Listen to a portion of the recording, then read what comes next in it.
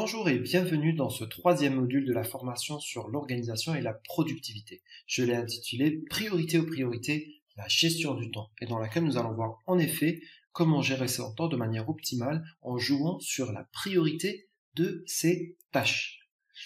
Si vous avez fait l'exercice du module 2, jetez un coup d'œil sur votre liste et dites-moi si parmi ces tâches que vous avez listées, vous ne pouviez réaliser qu'une seule, uniquement une seule tâche, ça serait laquelle? Prenez un moment pour réfléchir et entourez la tâche que vous avez sélectionnée, quelle que soit la tâche que vous avez sélectionnée. Par quel processus vous êtes passé par la sélectionner? En fait, ça nous renvoie à la question suivante. Qu'est-ce qui est finalement prioritaire et pourquoi? Et nous allons voir, en fait, pour répondre à la question de la priorité, très souvent, on fait référence à deux éléments. Le premier élément, c'est l'élément de l'urgence. C'est-à-dire que je commence par cette tâche parce qu'elle est urgente. Je dois le faire, sinon il se passera des dégâts. Ou alors, un deuxième critère qui est plutôt le critère de l'importance. L'importance, c'est quand on choisit de faire quelque chose parce qu'on sent au fond de nous que ça va faire avancer nos objectifs. Et là, on va avoir une confrontation entre la notion de l'urgence et de l'importance. Au quotidien, vous êtes confronté à ça. Qu'est-ce que je fais? Ça ou ça? Et vous allez dire, ça c'est important, je dois commencer par ça. Ou alors, ça c'est urgent, je dois commencer par ça. Et en fait, très souvent, ce qui va faire la distinction entre ces deux paramètres, c'est que l'importance est dictée par ce qu'on appelle la cohérence interne, c'est-à-dire le sentiment que vous avez, que vous êtes en phase avec vos objectifs, avec votre stratégie. Alors que l'urgence, très souvent, elle va être dictée par l'environnement externe, c'est-à-dire que c'est les choses qui se passent autour de nous, l'intervention de personnes extérieures ou alors des incidents imprévus, c'est eux qui vont créer l'urgence. Et bien en fait, on peut combiner ces deux éléments dans une matrice qui s'appelle la matrice d'Eisenhower et qui est un outil vraiment très pratique et très facile à utiliser pour pouvoir établir ses priorités. Alors la matrice Eisenhower nous dit qu'il faut tout simplement se poser deux questions. La tâche que j'ai devant moi, est-ce qu'elle est urgente ou non urgente? Et ensuite, est-ce qu'elle est importante ou non importante? Et donc pour chaque tâche, on va faire l'opération et ça va nous permettre de les classer dans 4 cadres différents en fonction de leur importance ou de leur urgence. Si une tâche est importante et urgente, ça veut dire qu'il faudra la faire. Si une tâche est importante mais non urgente, ça veut dire qu'il faudra la planifier.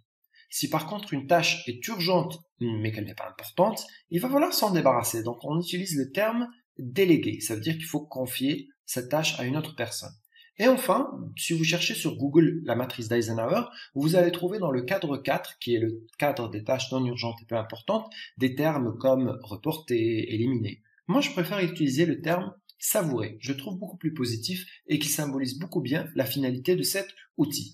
En effet, les tâches qui ne sont ni non urgentes et peu importantes, ce sont des tâches en général qui font perdre du temps, c'est des loisirs, c'est des choses qui sont pas vraiment prioritaires.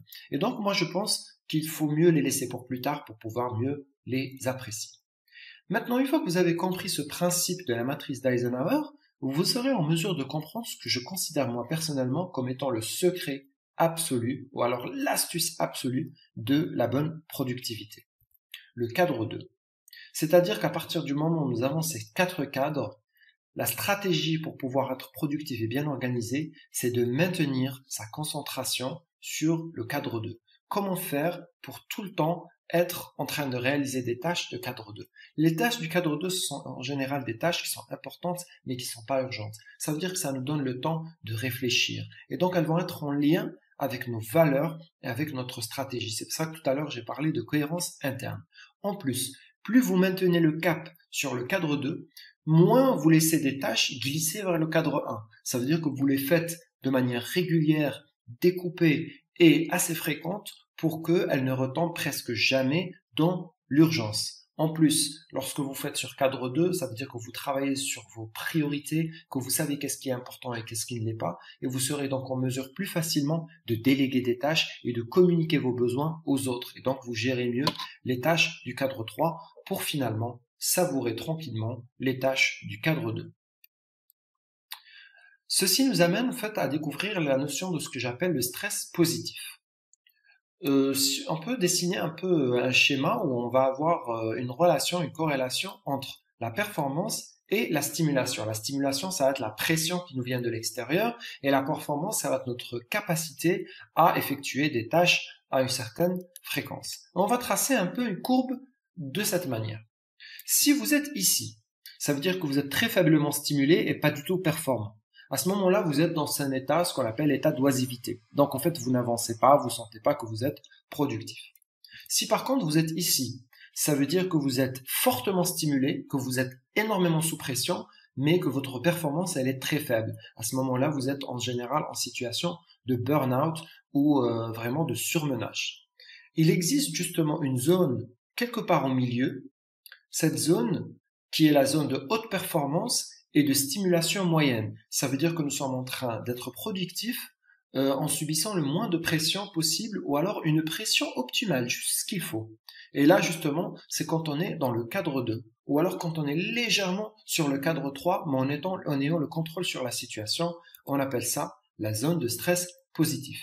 Imaginez une journée où vous avez beaucoup de tâches à réaliser, vous allez aller d'un endroit à un autre, effectuer des tâches et tout ça avec des deadlines, et il faut tout finir avant la fin de la journée.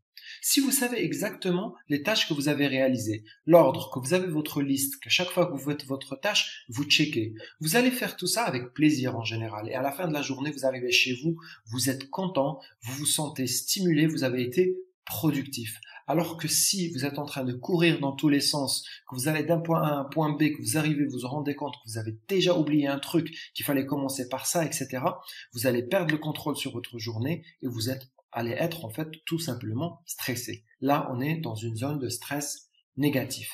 Et le cadre 2 et la courbe du stress, ça va être que plus vous anticipez sur la réalisation de vos tâches qui sont importantes et non urgentes, plus vous allez vous maintenir dans un statut de stress positif. Vous allez être constamment stimulé, productif et performant.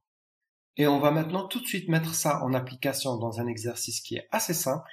En fait, vous reprenez votre liste et pour chaque tâche, prenez un petit moment et dites est-ce que cette tâche est urgente et est-ce qu'elle est importante. Donc pour chaque tâche, en fait, vous allez dessiner à côté un U si vous considérez qu'elle est urgente et un I si vous considérez qu'elle est importante. Si elle est juste urgente, vous mettez juste le U. Si elle est juste importante, vous mettez le I. Si elle n'est ni importante ni urgente, vous mettez rien du tout. Ensuite, je vous demanderai dans une nouvelle feuille de dessiner une matrice d'Eisenhower et de répartir en fait vos tâches. J'avais dit qu'il fallait faire 10 à 15 tâches. Si vous n'avez pas fait le module 2, c'est l'occasion justement de reprendre depuis le début et donc de faire une liste de tâches pour pouvoir vous exercer. Et donc de répartir ces différentes tâches dans les 4 cadres de la matrice. Vous allez donc finir l'exercice avec une matrice d'Eisenhower et dans chaque cadre, il y aura un ensemble de tâches. Mettez la vidéo en pause et faites l'exercice. Bravo, maintenant que nous avons identifié nos tâches prioritaires, nous allons apprendre à les planifier, mais surtout, nous allons nous fixer des objectifs pour pouvoir mieux affiner notre façon de définir ce qui est urgent et ce qui est important. Et moi, je pense qu'à ce stade, vous êtes prêts pour attaquer le 4e module. Je vous donne rendez-vous tout de suite.